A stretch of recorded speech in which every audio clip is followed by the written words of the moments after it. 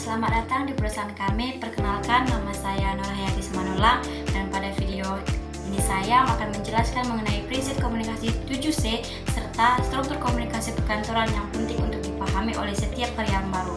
Komunikasi yang baik menjadi kunci dalam keberhasilan kerja tim dan efisiensi organisasi. Mari kita pelajari bersama dalam dunia kerja, terutama di kantor. Setiap pesan yang kita sampaikan harus efektif. Untuk itu, dikenal prinsip 7CS atau of communication, yaitu yang pertama, kritik atau kejelasan. Pesan harus jelas dan mudah dimengerti. Contohnya, saat memberi instruksi kerja, gunakan kalimat sederhana dan langsung, seperti tolong kirim laporan penjualan hari ini sebelum jam 3 sore.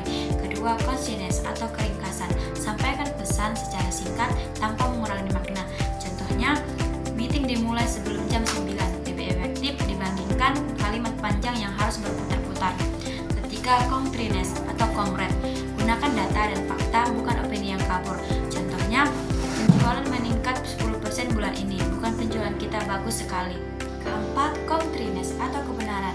Pastikan informasi dan tata bahasa yang digunakan benar agar pesan tidak menimbulkan salah paham. Kelima, consideration atau pertimbangan. Pahami siapa lawan bicara kita. Perhatikan perasaan dan posisi mereka. Contohnya, beri umpan balik dengan cara sopan, bukan menyalahkan. Keenam, completeness atau kelengkapan. Pastikan informasi yang diberikan sudah lengkap agar penerima bisa mengambil tindakan tepat. Contohnya, jangan hanya bilang kirim laporan, tapi juga sebutkan kirim laporan penjualan lengkap dengan data bulan ini ke email atasan. Ketujuh, konklusi atau kesopanan. Gunakan bahasa yang sopan, ramah, dan menghargai orang lain, baik secara lisan maupun tulisan. Selain memahami prinsip 7CS, kita juga perlu mengetahui struktur komunikasi perkantoran agar pesan mengalir dengan baik di dalam organisasi. Secara umum, ada dua arah komunikasi utama. Yang pertama, komunikasi ke atas bawah, downward communication, yaitu komunikasi dari atas ke bawahan, biasanya berupa instruksi, pengarahan, atau informasi resmi. Contohnya, pimpinan memberikan pembagian tugas kepada staf. Yang kedua, komunikasi ke atas, upgrade communication, yaitu komunikasi dari bawahan ke atasan, seperti laporan, saran, atau keluhan. Contohnya, karyawan melaporkan hasil kerja mingguan kepada supervisor. Perbedaan utamanya terletak pada arah dan tujuan pesan. Yang pertama, komunikasi ke bawah bersifat memberi perintah dan arahan. Yang kedua, komunikasi ke atas yang bersifat memberi umpan balik dan informasi hasil kerja.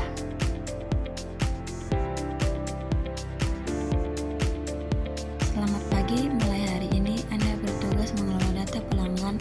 Tolong kirimkan laporan mingguan setiap hari Jumat sebelum jam 2 siang. Baik, Bu. Apakah format laporan yang digunakan seperti minggu lalu?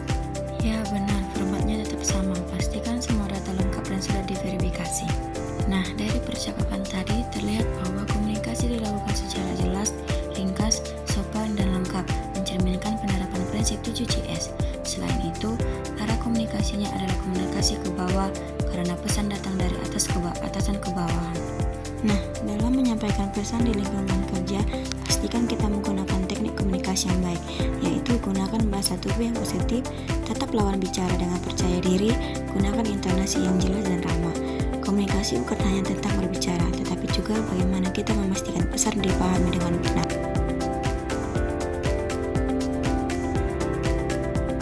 Selamat pagi, Pak. Saya ingin melaporkan hasil kerja mingguan ini. Target produksi tercapai 95%, hanya ada sedikit kendala di mesin pengemasan. Baik, apakah sudah diperbaiki? Sudah, Pak. Saya juga menyarankan agar ada perawatan rutin. Bagus, tolong buatkan laporan tertulisnya. Nah, komunikasi ke atas terjadi ketika bawahan menyampaikan laporan, saran atau informasi penting kepada atasan untuk mendukung pengambilan keputusan dan perbaikan kerja. Nah, dari pembahasan tadi kita dapat menyimpulkan bahwa komunikasi yang efektif di dunia kerja tidak terjadi begitu saja, tapi harus dibangun melalui penerapan prinsip 7CS atau of communication, yaitu krati, concise, concreteness, consideration, competition, dan completion.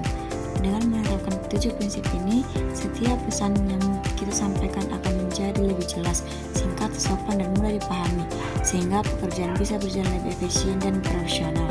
Selain itu, kita juga telah mempelajari tentang struktur komunikasi perkantoran yang terjadi dari dua arah utama, yaitu yang pertama komunikasi ke bawah, yaitu pesan dari atasan kepada bawahan seperti instruksi dan arahan kerja. serta komunikasi ke atas, yaitu pesan dari bawahan ke atas berupa laporan, saran, atau umpan balik. Keduanya sama-sama penting untuk menjaga aliran informasi dalam organisasi agar tetap lancar dan saling memahami. Nah, jadi dapat kita simpulkan bahwa komunikasi yang baik bukan hanya tentang berbicara, tapi juga bagaimana kita memastikan pesan dipahami dengan benar.